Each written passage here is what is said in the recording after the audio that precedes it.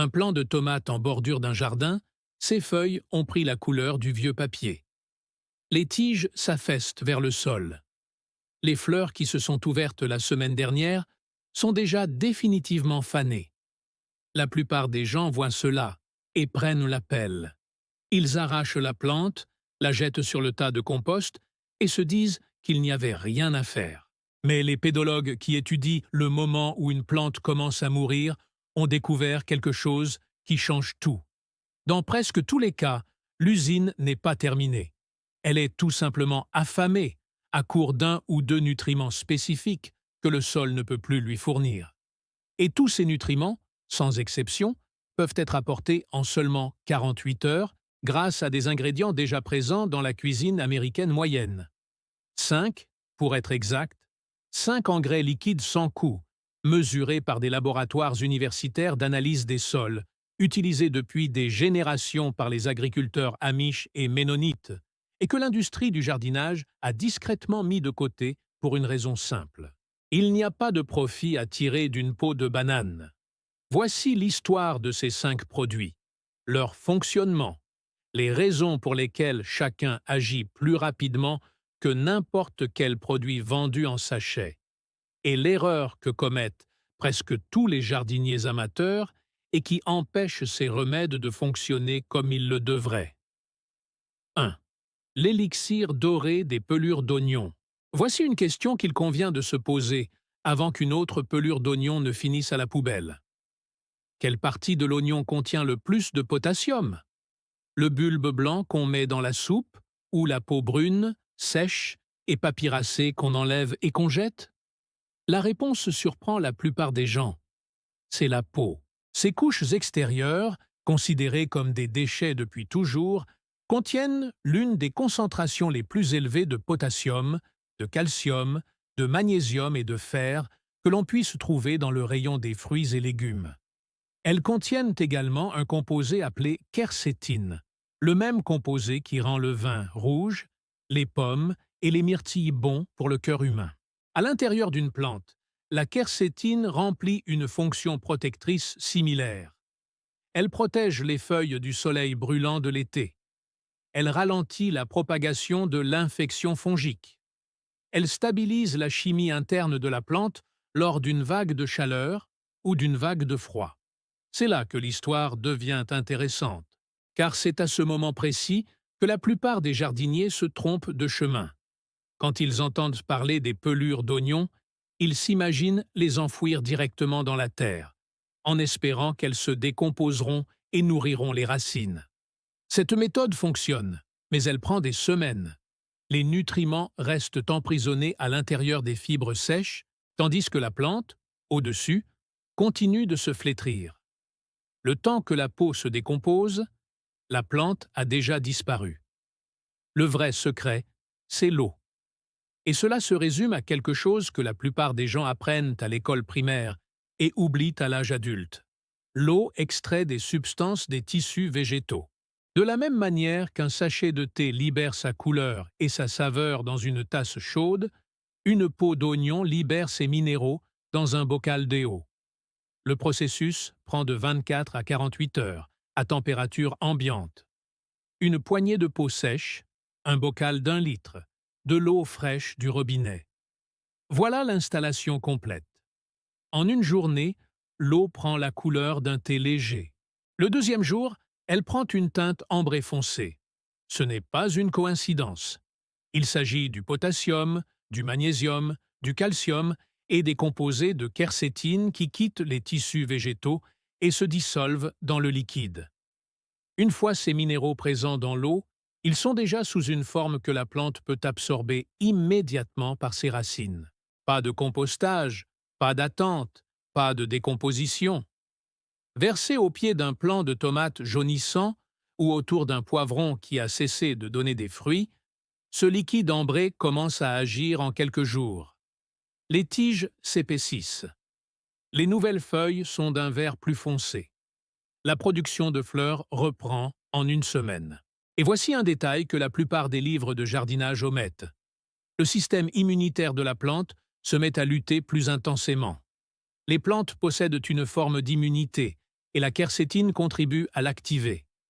La pourriture de la tige ralentit. Le flétrissement des jeunes plants s'atténue. Les plantes qui auraient dû être arrachées avant la fin de la semaine sont, au contraire, toujours là, en cette fin de saison. Voici la partie que personne à la télévision ne prononce jamais à voix haute. Aucune entreprise d'engrais en Amérique du Nord ne peut bâtir un modèle économique autour du thé de pelure d'oignon. Il n'y a aucun moyen de l'emballer, aucun brevet à déposer, aucun emplacement privilégié en rayon pour le vendre. Voilà la véritable raison pour laquelle cette méthode a disparu des conseils de jardinage courants au cours des 70 dernières années. Non pas parce que les cristaux bleus en sachets plastiques sont plus efficaces, mais parce qu'on peut y imprimer un logo et les vendre 9 $ la boîte. L'infusion de pelure d'oignon nourrit directement la plante. Mais l'ingrédient suivant ne nourrit pas du tout la plante.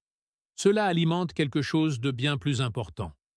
Les milliards de travailleurs invisibles qui vivent dans les premiers centimètres de chaque parterre de jardin. Et cela change tout dans la façon dont les plantes poussent. 2. L'ancien secret de l'eau de riz fermentée. Et si l'eau trouble qui s'écoule chaque soir dans l'évier, l'eau restante après avoir rincé une casserole de riz cru, s'avérait être l'un des traitements de sol les plus puissants jamais étudiés au microscope? Cela semble exagéré. Ce n'est pas. L'eau de lavage du riz contient de l'amidon, des vitamines B et de petites quantités de fer et de zinc. Fraîchement sortie du pot, elle est déjà légèrement utile au jardin. Mais la véritable transformation commence quelques jours plus tard, après que l'eau a été laissée à température ambiante dans un bocal couvert. Le liquide dégage une légère odeur acidulée, comme les premières effluves de levain. La plupart des gens le jetteraient à ce stade. Ce serait se débarrasser de la partie la plus précieuse. Cette odeur aigre est la signature d'une prolifération microbienne. Des bactéries lactiques et des levures sauvages se sont installées et ont colonisé le liquide. C'est là que les recherches d'un agronome japonais du nom de Dr Teruo Higa prennent toute leur importance. Dans les années 1980, le Dr Higa, professeur à l'université des Ryukyu, a introduit le concept de micro-organismes efficaces, souvent abrégés en EM. Ses travaux ont démontré que certains microbes bénéfiques, ajoutés à un sol appauvri, pouvaient le régénérer en quelques semaines. Les formules EM sont désormais utilisées dans les exploitations agricoles de plus de 150 pays. Et les microbes, au cœur de ces formules, sont les mêmes que ceux qui apparaissent naturellement dans l'eau de riz fermentée, gratuitement, sans frais de livraison. Voici ce qui se passe réellement sous terre lorsqu'on applique ce liquide sur un parterre de jardin. Les bactéries et les levures présentes dans l'eau rencontrent les microbes qui vivent déjà autour des racines de la plante. L'amidon et le sucre contenus dans le eau de cuisson du riz constituent un véritable festin. Le microbiome du sol se réveille, se multiplie et se met au travail. En une seule semaine, la population de microbes bénéfiques autour d'une plante traitée peut tripler. Une cuillère à café de terre saine, après ce type de traitement, peut contenir plus d'1 milliard d'organismes vivants, soit plus que la population de l'Amérique du Nord, dans un volume inférieur à celui d'un grain de café. Et c'est à ce moment précis que le concept devient évident pour la plupart des jardiniers qui l'essaient. L'eau de riz ne nourrit pas la plante. Il constitue le système de support de la plante. C'est la différence entre donner un simple repas à quelqu'un et lui donner une cuisine fonctionnelle. Les provisions sont épuisées. Une cuisine ne cesse de produire. Voici maintenant l'erreur courante. Presque tous ceux qui utilisent l'eau de riz pour la première fois la versent fraîche, directement après avoir rincé le riz. L'eau de cuisson du riz est douce. Ça fait quelque chose, mais très peu. L'eau de riz fermentée, âgée de 3 à 5 jours, est un outil totalement différent. L'odeur est le signal. Si le liquide ne présente pas cette légère acidité, il n'est pas encore prêt.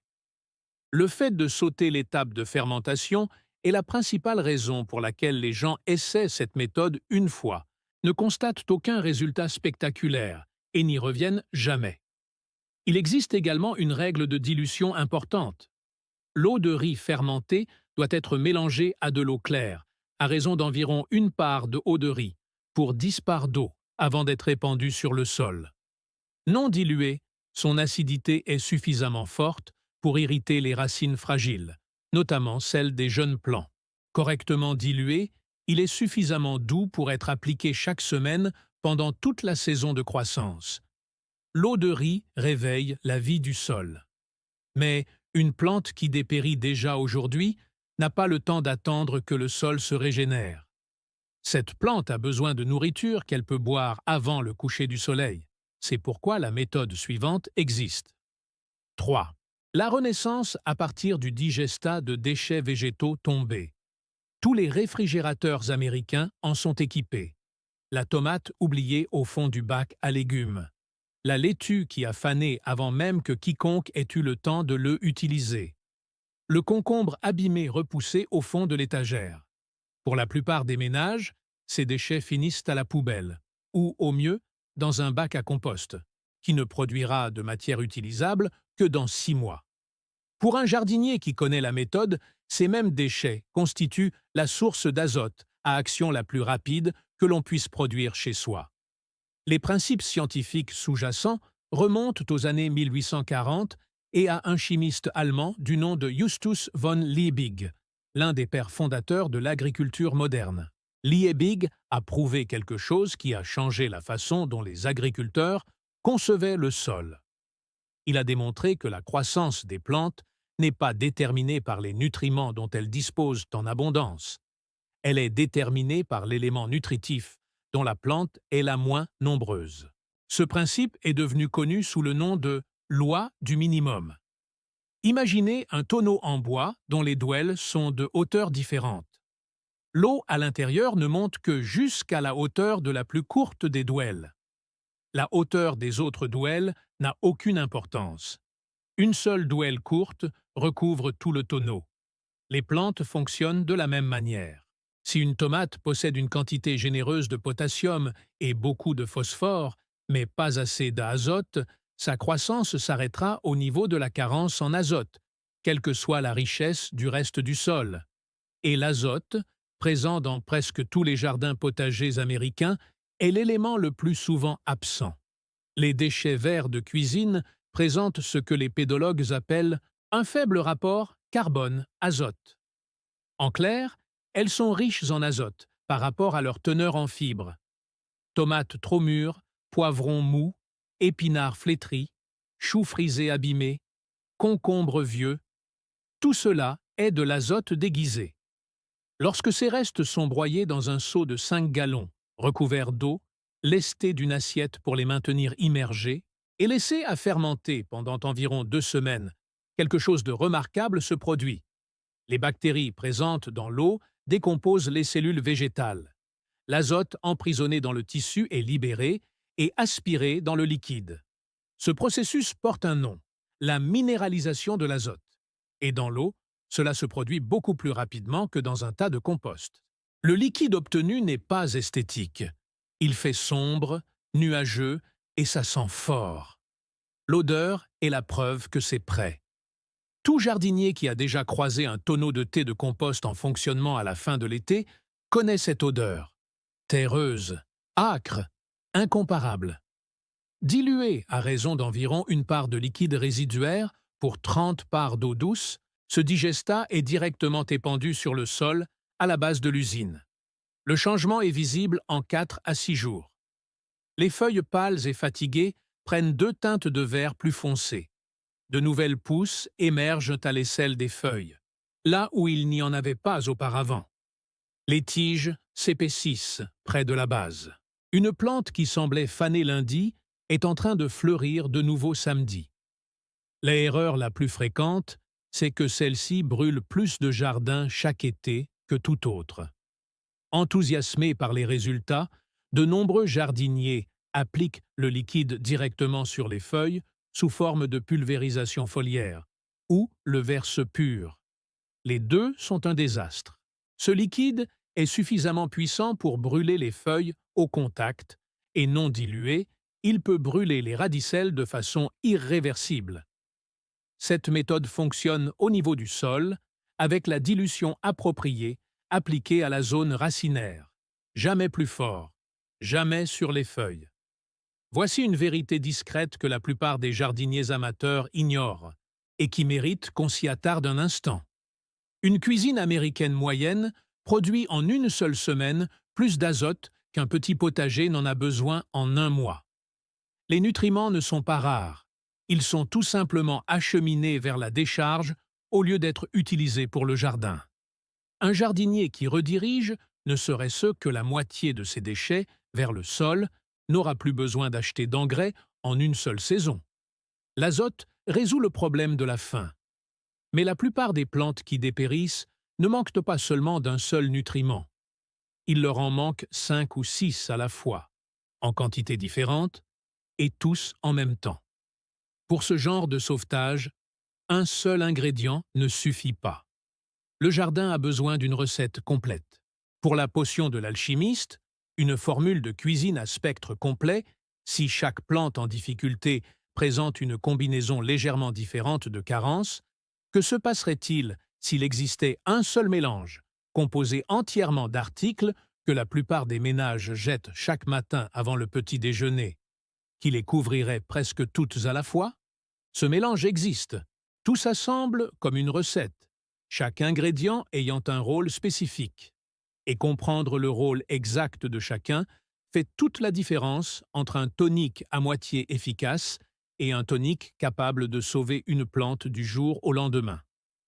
Commencez par choisir 3 aliments familiers sur la table du petit déjeuner. Les pelures de banane fournissent du potassium, le minéral qui stimule la floraison, la fructification et la capacité de la plante à faire circuler l'eau dans ses cellules. Un plant de tomates carencé en potassium produit de petits fruits gorgés d'eau dont la peau se fend à maturité. Les coquilles d'œufs, finement broyées, fournissent du carbonate de calcium, élément constitutif des parois cellulaires. La carence en calcium est à l'origine de l'un des spectacles les plus frustrants dans un jardin de tomates.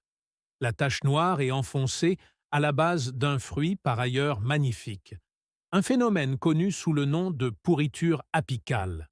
Le marc de café usagé, celui qui reste dans le filtre après l'infusion, libère lentement de l'azote et améliore la texture physique du sol. Or, voici un point sur lequel une grande partie des conseils de jardinage que l'on trouve sur Internet sont tout simplement erronés. Et il convient de s'y attarder, car ce mythe circule depuis des décennies. Depuis toujours, on dit aux jardiniers que le marc de café rend le sol plus acide. C'est une demi-vérité qui a été transformée en mythe complet. Le marc de café frais, non infusé, est effectivement acide, mais le marc usagé, celui qui provient d'une cafetière domestique ou d'une cafetière à piston, est presque neutre. Les mesures effectuées par les laboratoires d'analyse des sols universitaires situent le pH des terres utilisées entre 6,5 et 6,8, soit quasiment la plage idéale pour la plupart des potagers. L'utilisation de terreau n'acidifiera pas de façon significative un parterre de jardin. Ils vont ajouter de la matière organique, nourrir les vers de terre, améliorer le drainage et libérer lentement de l'azote sur plusieurs semaines. C'est ce genre de détails qui distingue un jardinier qui a lu beaucoup de blogs d'un jardinier qui comprend réellement ce qui se passe dans le sol. Le marc de café est utile, mais pas pour la raison que la plupart des gens imaginent. 2 ingrédients supplémentaires transforment cette recette de bonne en exceptionnelle. Le premier est le sel d'Epsom, techniquement du sulfate de magnésium. Le magnésium se situe au centre exact de chaque molécule de chlorophylle dans chaque feuille verte de la terre. Pas de magnésium, pas de chlorophylle, pas de chlorophylle, pas de photosynthèse. Lorsque la teneur en magnésium vient à manquer, les feuilles commencent à jaunir entre les nervures, tandis que les nervures elles-mêmes restent vertes, un phénomène connu sous le nom de chlorose intervéinale. Une cuillère à soupe de sel d'Epsom dissoute dans l'infusion apporte un supplément direct de magnésium qui peut inverser cette tendance en quelques jours. Il convient de formuler ici une mise en garde cruciale, car c'est là que les jardiniers, pourtant bien intentionnés, se retrouvent en difficulté. Le jaunissement des feuilles peut avoir de nombreuses causes. La carence en azote provoque d'abord le jaunissement des feuilles les plus anciennes. La carence en fer jaunit les jeunes feuilles. Un arrosage excessif et la pourriture des racines peuvent jaunir toute la plante. Le sel d'Epsom est un remède spécifique contre la carence en magnésium. Lorsque la cause est une carence en magnésium, la transformation est spectaculaire et rapide. Lorsque la cause est autre, le sel d'Epsom est peu efficace, et son ajout répété, en pensant que le problème ne se résout pas, peut en réalité perturber l'équilibre nutritif du sol. La leçon à retenir: diagnostiquer avant de traiter. Le deuxième ingrédient spécial est la mélasse noire. Pas la mélasse de table ordinaire, mais la mélasse noire, la version foncée, presque amère, issue de la dernière cuisson de la canne à sucre. La sorgho noire est riche en fer et en oligo-éléments. Mais son véritable rôle dans cette formule est tout autre, et presque aucun site web de jardinage ne l'explique correctement. La mélasse nourrit les microbes. Une cuillère à soupe de mélasse noire mélangée à un bidon d'1 gallon de bière, c'est comme sonner le glas pour toutes les bactéries bénéfiques présentes dans le liquide. Leur population se multiplie en quelques heures. Ces microbes hyperactifs décomposent ensuite les pelures de banane, les coquilles d'œufs et le marc de café beaucoup plus rapidement que ces ingrédients ne se décomposeraient d'eux-mêmes. Une infusion sans mélasse met 3 semaines à être utilisable. Une infusion à base de mélasse peut être prête en 3 jours. Tous ces ingrédients, pelures de banane, coquilles d'œufs broyées, marc de café usagé, sel d'Epsom et mélasse noire, sont mis à infuser dans environ 4 litres d'eau tiède pendant 3 à 5 jours dans un seau couvert. Le résultat est un tonique à spectre complet, contenant du potassium, du calcium, de l'azote, du magnésium, du fer, des oligo-éléments et une culture vivante de bactéries actives, le tout en une seule dose. L'erreur la plus fréquente est simple, et c'est celle que font la plupart des gens. Oubliez la mélasse. Sans ce catalyseur microbien, les pelures et les coquilles restent dans l'eau et libèrent lentement leurs nutriments, semaine après semaine. Une fois la mélasse en place, le déversement se fait en quelques jours. Cette simple cuillère à soupe fait toute la différence entre un engrais à diffusion lente et un sauvetage instantané. Cette recette s'adresse à la cuisine moderne. Mais il existe une autre méthode, plus ancienne que tous ces ingrédients, plus ancienne que le café et les bananes dans les supermarchés américains, plus ancienne que la plupart des maisons de toutes les villes où cette vidéo est diffusée. Une méthode utilisée par toutes les civilisations qui ont un jour cultivé leur propre nourriture. 5. Le sachet de thé géant, extrait de fumier vieilli. Avant 1913, les engrais synthétiques n'existaient pas. Toutes les exploitations agricoles du monde, de l'Iowa à l'Irlande, en passant par les contreforts de l'Inde, fonctionnaient grâce aux mêmes 2 intrants, le fumier animal et le compost. Puis, un chimiste allemand du nom de Fritz Haber, accompagné d'un ingénieur du nom de Karl Bosch, a inventé un procédé qui extrait l'azote de l'air et le transforme en ammoniac. Cette invention, aujourd'hui appelée procédé Haber-Bosch, est souvent considérée comme ayant permis de nourrir la moitié de la population mondiale actuelle. C'est aussi ce processus, qui s'est déroulé discrètement, qui a dépouillé de toute vie les terres cultivées, dans la majeure partie du monde industrialisé au cours des 100 années suivantes.